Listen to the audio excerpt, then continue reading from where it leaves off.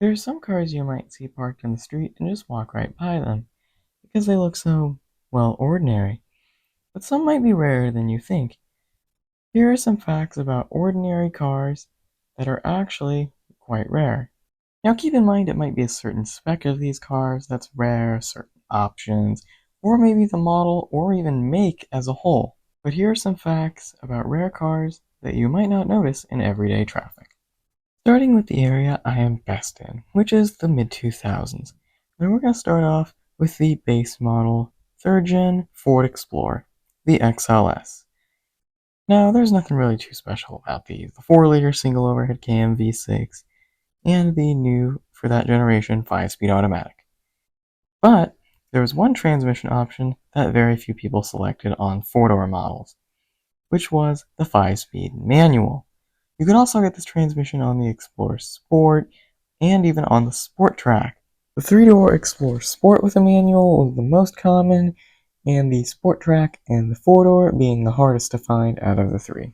The only real difference visually was the absence of the Prindle indicator inside of the gauge cluster. Now I should point out that the Explorer was available with manual transmission from the get-go, but the 3rd gen is especially rare because of the low sales numbers of the manual, and it was the last generation to offer it.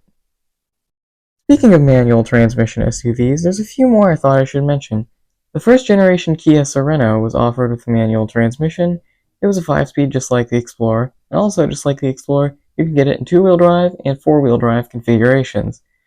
Then there's the Jeep Liberty. Both the 1st and 2nd generation could be had with a 6-speed manual in 2-wheel drive or 4-wheel drive. And it being on the same platform as the Liberty, you could do the same with the Dodge Nitro. Any Chrysler product that wears this badge is a pretty rare car.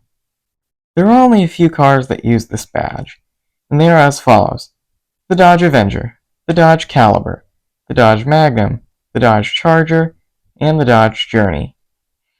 There's also the Chrysler 300 that use this badge, and the rarest of them all, the Chrysler Sebring.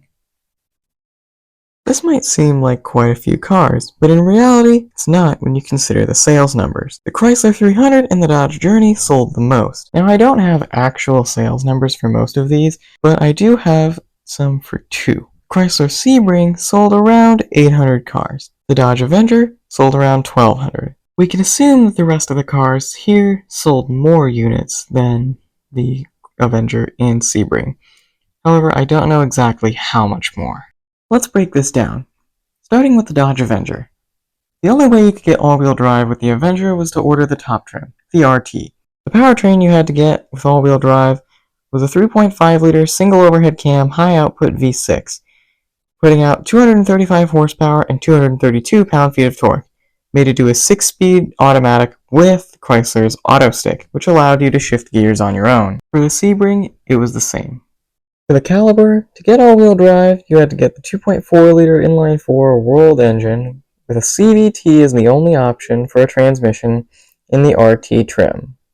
For the all-wheel drive Journey, it was the same powertrain as the Avenger and Sebring, the 3.5-liter V6. And for the Charger and Magnum, and as well as the 300, you had to get either a 3.5-liter V6 or a 5.7-liter Hemi V8. These, of course, were all automatic only. Also, can I just say, look at this faux wood grain they offered with the 300. It looks like absolute trash. I'm quoting from Google here. The Ocean Race is a round-the-world yacht race held every few years that tests the limits of human endurance and teamwork. End quote. Volvo partakes in the Ocean Race, and in the mid-2000s, they made a few cars to commemorate that. The cars that got these special edition packages were the XC90, the XC70, and the V70. Now, we're only talking about North America, and in the years 2005 to 2006. There was another Ocean Race special edition lineup in the 2018, but we're not going to talk about those, since those are too new for this channel. Here are the things you got with the Ocean Race special edition package. You got the ocean blue exterior color, which actually looks really good in my opinion. Really pretty color. You also got silver door moldings, aluminum roof rails, and the Volvo Ocean Race on the front doors and on the dash. Speaking of the dashboard, you also got some upgraded materials in the interior, which apparently were inspired by yachting gear. Don't know how accurate that actually is, but okay. You also got blue-toned aluminum inlays. I don't know about the XC90, which is primarily the car we're going to be talking about here, but I don't know how accurate that actually is. I don't see any electric blue anywhere here. As I said before, production numbers were very limited, with the XC90's run only being of 800 cars.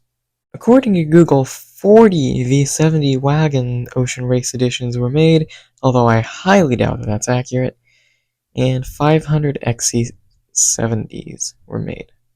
And I'm sure some of you have noticed the V8 badge on the grille of the XC90. It was powered by a 4.4-liter Yamaha-designed V8.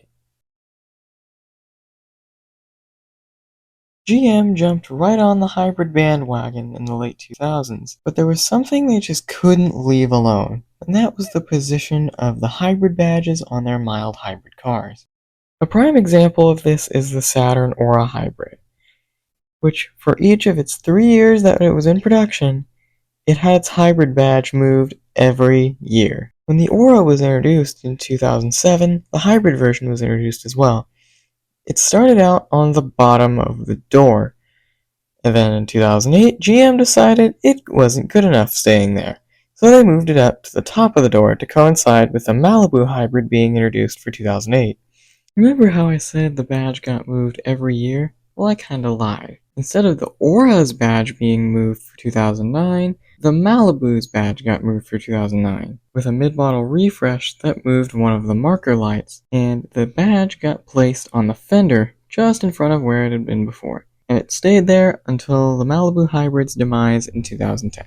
One very rare trait for a Malibu hybrid to have is if it was built in 2007, as a 2008 model year, it would have the hybrid badge at the bottom of the door, just like the 07 Aura hybrid.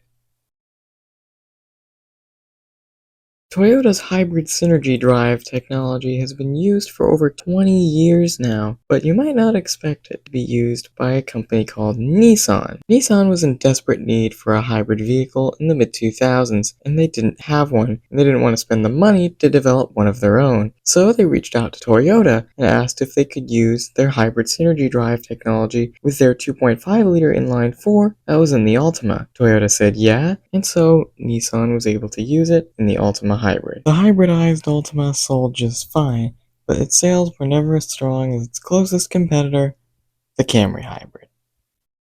Kinda ironic, isn't it?